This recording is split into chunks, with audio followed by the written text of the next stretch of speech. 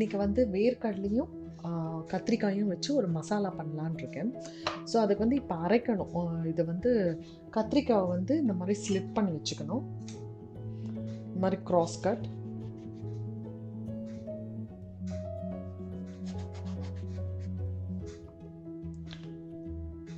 So இந்த மாதிரி cross cut பண்ணி வச்சுக்கலாம்.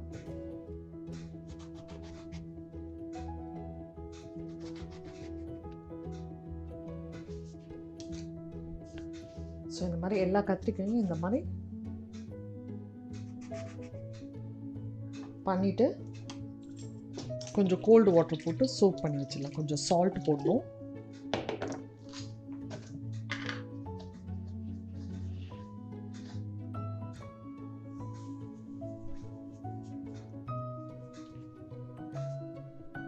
இந்த கத்திரிக்காய் வந்து இந்த தண்ணியில் வந்து கொஞ்சம் நேரம் சோக் ஆகி இருக்கட்டும். இப்போ வந்து அரைக்கணும்.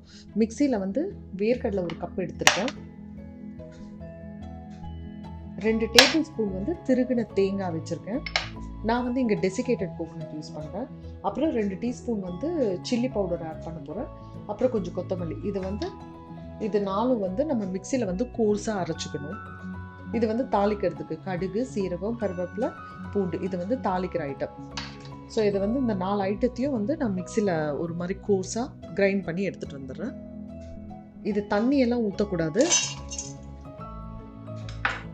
நம்ம ஒரு மாதிரி கோர்ஸாக அரைச்ச பின்னாடி கொஞ்சம் தண்ணி ஊற்றி பேஸ்ட் மாதிரி பண்ணணும். இப்போ மிக்சி கிரைண்ட் பண்ணும்போது போடக்கூடாது.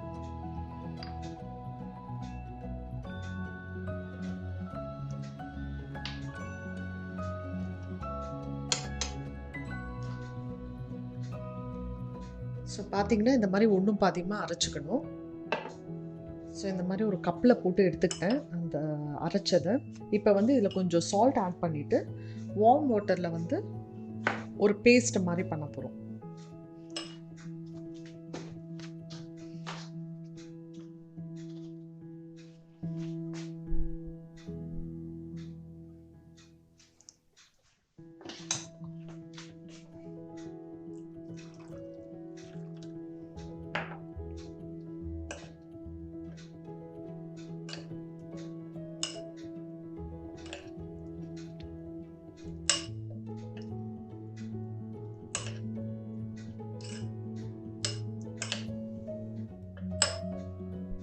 ஸோ இந்த மாதிரி ஒரு தண்ணி ஊற்றி பண்ணியாச்சு, ரெடி பண்ணியாச்சு. இதை வந்து நம்ம கட் பண்ண கத்திரிக்காயில் வந்து ஸ்டஃப் பண்ணணும். இப்போ ஸோ நம்ம கட் பண்ண கத்திரிக்காயை வந்து இந்த மாதிரி கொஞ்சம் ஓப்பன் பண்ணிவிட்டு இந்த பீனட் மசாலா வந்து இதுக்குள்ளே ஸ்டஃப் பண்ணணும். ஸோ இந்த மாதிரி பட்டர் நைஃப் இருந்ததுன்னா உங்களுக்கு ஈஸியாக இருக்கும்.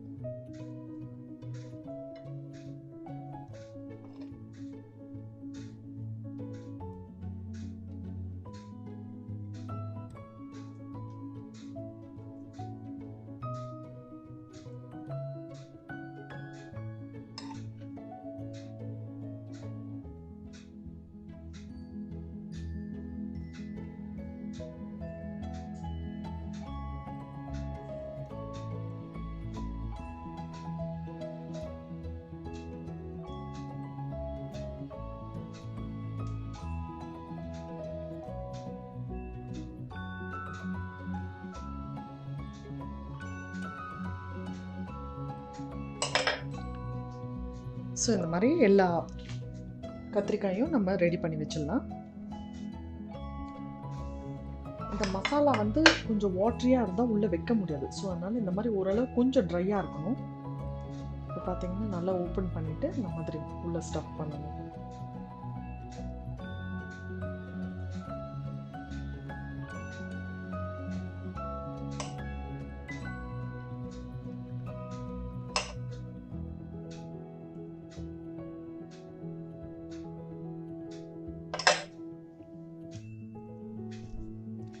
ஸோ நம்ம அழகாக ஸ்டஃப் பண்ணியாச்சு இந்த பிரிஞ்சால் உள்ள. இப்போ நம்ம பேன் வச்சு ஆன் பண்ணியாச்சு. இப்போ வந்து நான் மந்த்ரா கிரவுண்ட்நட் ஆயில் கடலை எண்ணெய் யூஸ் பண்ணுறேன். ஒரு 2 டேபிள் ஸ்பூன் போட்டுக்கலாம். எண்ணெய் காஞ்சிடுச்சு. நம்ம எடுத்து வச்சிருக்க கடுகு, சீரகம், கருவேப்பிலை இதெல்லாம் ஆட் பண்ணிடலாம். அப்புறம் நம்ம ஸ்லைஸ் பண்ணி வச்ச இந்த பூண்டையும் ஆட் பண்ணிக்கலாம்.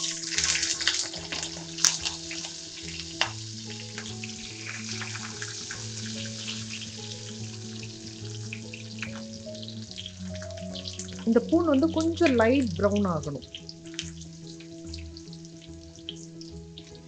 அப்போதான் இந்த பூண்டு ஃப்ளேவர் உங்களுக்கு கிடைக்கும். ஸோ இது ஒரு மாதிரி லைட் ப்ரௌன் ஆயிடுச்சு இப்போ இந்த கார்லிக்கு. ஸோ இப்போ வந்து இந்த கத்திரிக்காயை வந்து ஆட் பண்ணிடலாம்.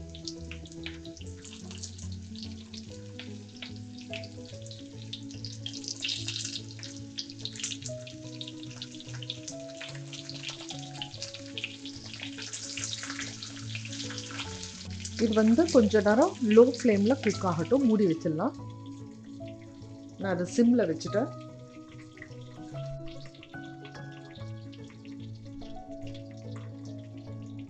ஸோ இது ஒரு 5 மினிட்ஸ் ஆயிடுச்சு. ஓப்பன் பண்ணி பார்க்கலாம். ஸோ இதை வந்து இப்படி திருப்பி போடணும்.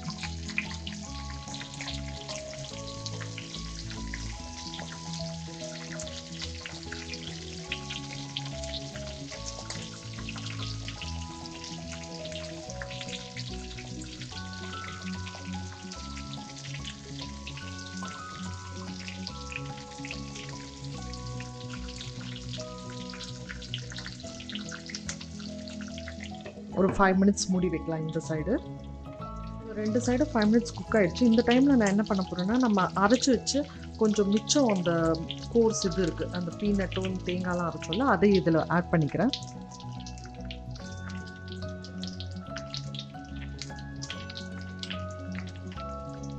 இது கூட கொஞ்சம் வார்ம் வாட்டரும் ஆட் பண்ணிக்கிறேன்.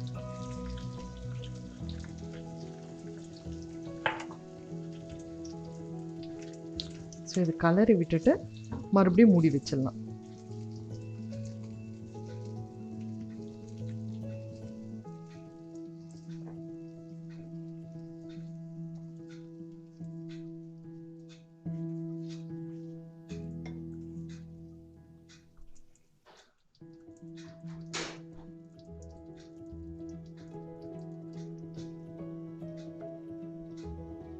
இது வந்து ஒரு லோ ஃப்ளேம்லேயே வந்து இன்னும் ஒரு 10 மினிட்ஸ் குக் ஆகட்டும், மூடி போட்டுடலாம். ஸோ அந்த கத்திரிக்காய் வந்து சாஃப்டாக குக் ஆகணும் உங்களுக்கு. இது வந்து லோ ஹீட்லேயே இருக்கட்டும், ஏன்னா இல்லாட்டினா அந்த பீனட்லாம் வந்து இந்த வேர்க்கடலை வந்து அடி பிடிச்சிடும். ஸோ அதனால் கொஞ்சம் தண்ணி ஊற்றி மூடி வச்சுட்டு ஒரு லோ ஃப்ளேமில் வைக்கலாம். 15 மினிட்ஸ் ஆயிடுச்சு. ஸோ கத்திரிக்காய் வந்து நல்லா சாஃப்டாக குக் ஆகிடுச்சு.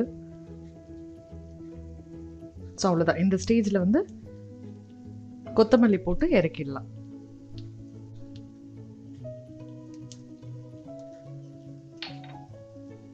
வேர்க்கடலை கத்திரிக்காய் மசாலா ரெடி ஆகிடுச்சு. நீங்களும் வீட்டில் ட்ரை பண்ணி பாருங்கள், கண்டிப்பாக உங்களுக்கு பிடிக்கும். இதை நீங்கள் வந்து ரன்னியாக கொஞ்சம் கிரேவியாக கூட பண்ணிக்கலாம். கொஞ்சம் தண்ணி ஊற்றுனீங்கன்னா ஒரு செமி கிரேவி மாதிரி வரும். சப்பாத்தி கூட தொட்டு சாப்பிடலாம். இந்த மாதிரி ட்ரையாக கூட பண்ணலாம். ட்ரை பண்ணி பாருங்கள். தேங்க்யூ.